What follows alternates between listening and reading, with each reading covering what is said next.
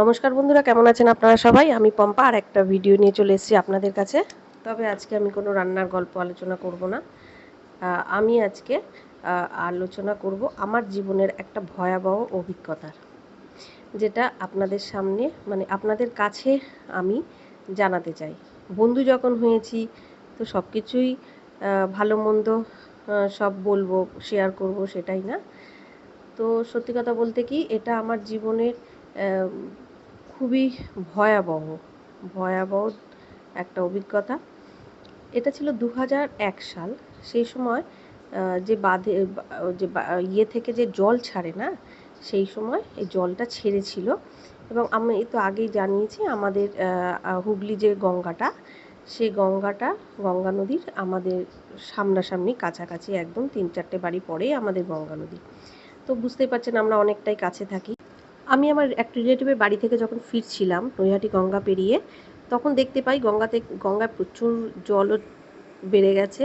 এবং অনেক কচুরিপানা, মানে বিচুলি টুচুলি খড় টড় অনেক যাবতীয় জিনিসপত্র সব ভেসে যাচ্ছে। কিন্তু তখনও বুঝতে পারিনি ঘটনাটা কী ঘটেছে, কারণ এটা রাতারাতি ঘটনাটা ঘটেছে।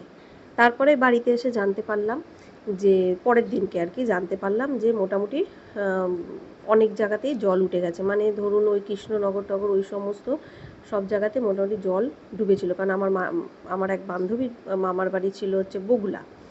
তো সেখানটায় ওরা খবর পেল যে ওখানটায় এমন তাড়াতাড়ি জল ঢুকে গেছে, মানে পুরো ছেয়ে গেছে জলটা, যে ওরা কোনো কিছু বার করতে পারেনি। মানে সব ঘরের মধ্যে জলের মধ্যে ডুবে গেছে, ঘরের মধ্যেই জল ঢুকে গেছিলো। গবাদি পশুগুলো মানে খুব কষ্ট পেয়েছে, অনেক পশু আর কি শেষ হয়ে গেছে, বা এরকম মানুষজন মানে নিঃস্ব হয়ে গেছে বলতে গেলে। তো ঠিক এর 1 সপ্তাহ পর পরই কি 2 সপ্তাহ পর, হয়তো 10-12 দিন পর, এবার আমরা একদিন মানে ঘরেই ছিলাম আমি। তো জানতে পারলাম যে আমাদের যে বাঁধটা, সেখান থেকে মানে বাঁধটা ফেটে গেছে এবং সেখান থেকে জল ঢুকছে। আমার ছোটো ভাই তখন খুব ছোট, তো সে ছিল ওই গঙ্গাধারেই খেলা করছিল। তো আমি আর মা দৌড়ে গিয়ে তাকে নিয়ে আসি, এবং নিয়ে এসে তাকে মানে আমরা মানে আমাদের উঠোন আছে, তো উঠোনের ওপাশটায় আমাদের রান্নাঘর ছিল। তো সেই রান্নাঘরের সমস্ত জিনিসপত্র মানে জানা যাচ্ছে যে এবারে জল ঢুকবে, তাই জন্য আমরা তাড়াহুড়ো করে ওখান থেকে, আমি আর আমার মা আর আমার বড় ভাই ছিল, 3জনে মিলেই, বাবা বাড়িতে ছিল না ওই সময়টা। তো 3জনে মিলে আমরা জিনিসপত্র আনা নেওয়া করছি। তো এর মধ্যেই হঠাৎ করে জল নিমেষের মধ্যে একদম ভরে গেল। মানে আমি আর আমার মা উঠোনটায় আমরা ঠাঁই পাবো না, ডুবে যাব। আমার বড় ভাই যেহেতু একটু বেশি লম্বা, তাই জন্য ও কী করলো, সেই জল ওপাশ থেকে এপাশে সব জিনিসপত্র যেটুকু পারা গেছে নিয়ে আসা গেছে, আর নয়তো সব অনেক কিছু নষ্টও হয়ে গেছে। তারপরে আমরা যা পেরেছি, কিছু কিছু জিনিস ছাদে তোলা হয়েছে, সব জিনিস তো আর ছাদে তোলা যায় না, দোতলায় ওঠানো যায় না। তা যাই হোক, ওইভাবেই আমাদের আমি তো আমার বইপত্রগুলো নিয়ে সব উঠিয়ে দিলাম বাঙ্কের ওপর। তো এইভাবে সমস্ত কিছু মানে আমরা প্রায় 10-12 দিন ওই রকম জলের মধ্যেই ছিলাম। তো কীরকম হয়েছিল যে সবাই আমাদের যেহেতু মানে যে গঙ্গার সামনে বাড়িটা, এবং গঙ্গায় যেহেতু জোয়ার ভাটাটা হয়, তাই আমাদের একটা সুবিধে ছিল কি, দিনে 2বার জল উঠতো, আবার জল নেমে যেত। কয়েক ঘন্টার জন্য জল থাকতো, তারপরে জলটা নেমে যেত।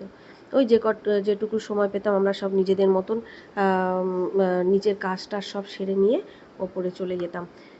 আর যাদের গঙ্গার সামনে বাড়ি, তারা তো আর বাড়িতে থাকতে পারেনি, কারণ সবই তারা জলে ডুবে গেছে। তো আমাদের পাড়ার মধ্যে যাদের বা দোতলার বাড়ি আছে বা ছাদ আছে, সবাই যে যার মানে ভাগযোগ করে থাকা হয়েছে। আর বেশিরভাগই সবাইকে ওই স্কুল বাড়িতে থাকতে দেওয়া হয়েছিল, ওখানেই তাদের খাওয়া দাওয়ার ব্যবস্থা করে দেওয়া হয়েছিল। তো বীভৎস মানে ভয়ানক ঘটনাগুলো সেই সময় আমরা ফেস করেছিলাম। তারপর গঙ্গা থেকেও মানে আমি যাইনি যদিও বা, কারণ আমার সত্যি কথা বলতে এরকম জিনিসগুলো দেখলে না আমি নিজেকে ঠিক রাখতে পারি না, আমার ভীষণ কষ্ট হয় মনের মধ্যে। তা যাই হোক, আমার এক পাশের বাড়ি কাকি, তিনি গিয়ে ওই সব দেখে এসে আর বলতো, জানিস আজকে গঙ্গা থেকে এটা ভেসে গেল, ওটা ভেসে গেল। হ্যাঁ, তারপর মানে সেরকমভাবে লোকজন থাকলে তাদেরকে তুলে নিত নৌকা করে গিয়ে। এরকম হয়েছে মানুষও দেখছে যে খড়ের চাউনির মধ্যে ভেসে যাচ্ছে, কিন্তু যদি পেরেছে তাদেরকে তুলতে পেরেছে, না হলে তোলাও সম্ভব হচ্ছিল না। এরকম অবস্থা গেছে। যে বিভৎসতার মধ্যে কাটিয়েছিলাম না সেই 10-12টা দিন। পুজো তখন ওই সেই মাসে পুজো ছিল, তো পুজো কোথাও সেরকম হয়নি আমাদের ওখানটায়।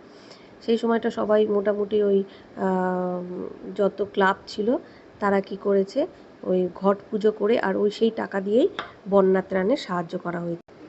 এইভাবে এক একটা দিন আমরা কাটিয়েছিলাম জানেন তো। সারা রাত্রি কেউ ঘুমাতে পারতাম না ভয়তে, যদি বাতটা ভেঙে যায় তাহলে কী হবে। দিনের বেলা ভাঙলে তো নয়, ঠিক আছে চলো, কিন্তু রাতের বেলা যদি কিছু হয়, সব পাড়ার ছেলেরা ঘুমাতো না, ওরা ওই জাগতে রাহো করে লাঠি দিয়ে, ভয়ও আছে সাপ, তারপরে ওই যে এগুলো কী বলে যেন, সেগুলো সব ঢুকে যেত, সেগুলোকে সব ওরা ওই লাঠি নিয়ে ওরা সারা রাত্রি ওইরকমভাবে নৌকার মধ্যে করে ঘুরে বেড়াতো।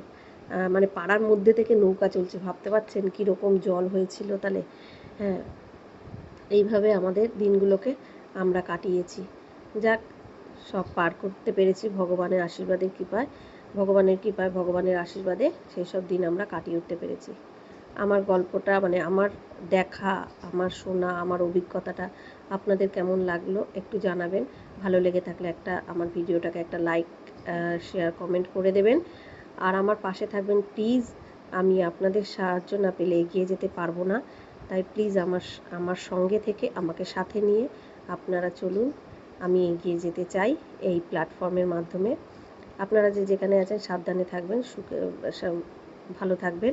আর আমার ভিডিওটা ভালো লেগে থাকলে একটা লাইক, কমেন্ট, শেয়ার আর সাবস্ক্রাইব অবশ্যই করে দেবেন প্লিজ।